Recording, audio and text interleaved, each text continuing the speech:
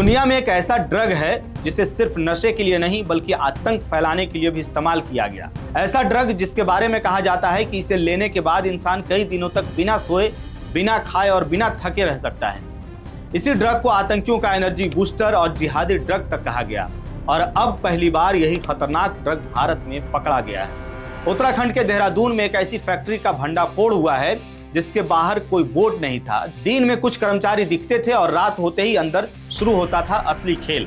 तो चलिए जानते हैं कि यह खेल आखिर कैसे खेला जा रहा था और इसमें कौन शामिल है। नमस्कार, द हिंदी टॉप देख रहे हैं आप और मैं हूं आपके साथ जानिसार खान। देहरादून के सहसपुर में स्थित एक फैक्ट्री से कथित तौर पर करीब 30 किलो कैप्टागन ड्रग सप्लाई किए जाने के शुरुआती तथ्य जांच में सामने आए हैं।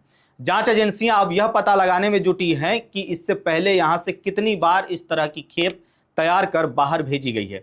जांच में सामने आया है कि इस फैक्ट्री का संचालन सहारनपुर के मुस्कीपुर निवासी 41 वर्षीय संजय कुमार कर रहा था।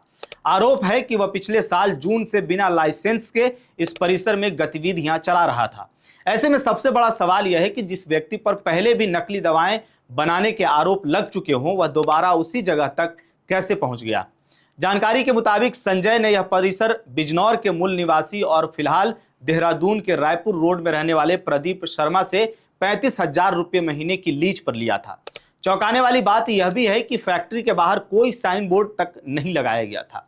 दिखावे के लिए यहाँ 6 कर्मचारी रखे गए थे जिनमें 4 महिलाएं शामिल थीं। इन्हें दिन में कुछ घंटों के लिए बुलाया जाता था ताकि बाहर से ऐसा लगे कि कोई सामान्य फैक्ट्री चल रही है, लेकिन जांच एजेंसियों के मुताबिक असली गतिविधियां रात में होती थी। बताया जा रहा है कि रात के समय कुछ चुनिंदा लोग फैक्ट्री में आते थे और कैप्टागन तैयार करने का काम किया जाता था। एनसीबी की कार्रवाई के दौरान यहां से 28 तरह के केमिकल भी सील किए गए हैं। अब बात उस व्यक्ति की करते हैं जो इस पूरे मामले का मुख्य आरोपी बताया जा रहा है। संजय कुमार आपको बता दें कि रातों रात अंतर्राष्ट्रीय ड्रग नेटवर्क का हिस्सा नहीं बना। जांच एजेंसियों के अनुसार उसका सफर कथित तौर पर नकली दवाओं की फैक्ट्री में कर्मचारी के रूप में शुरू हुआ था। पूछताछ में सामने आया कि वह पहले सेलाकुई की एक फैक्ट्री में काम करता था। रिपोर्ट्स के मुताबिक करीब 1 साल पहले पंजाब पुलिस ने फैक्ट्री चलाने वाले गिरोह के कुछ लोगों को गिरफ्तार किया था, जिसके बाद नेटवर्क बिखर गया। लेकिन यहीं से संजय ने अपना अलग सिंडिकेट खड़ा करने की कोशिश की। बताया जा रहा है कि उसने पुराने नेटवर्क का इस्तेमाल किया जिसकी पहुंच पश्चिमी उत्तर प्रदेश और एनसीआर तक थी। यही नहीं, दिसंबर 2024 में भी सहसपुर पुलिस ने इसी ग्रीन हर्बल फैक्ट्री पर छापा मारा था। उस समय संजय और उसके साथियों शिव कुमार, कन्हैया लाल और ऋषभ जैन समेत कई लोगों को गिरफ्तार किया गया था।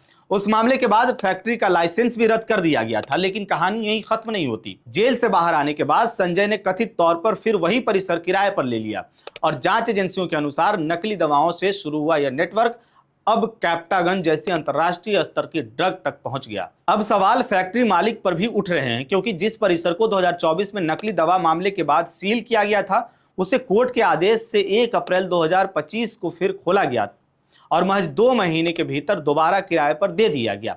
अब एसटीएफ इस बात की जांच कर रही है कि पहले से विवादों में रहे व्यक्ति को दोबारा परिसर क्यों दिया गया। इस बीच एक और खुलासा सामने आया है। जून 2025 में उत्तराखंड एसटीएफ ने सेलाकुई में नकली दवा के एक और मामले का खुलासा किया था।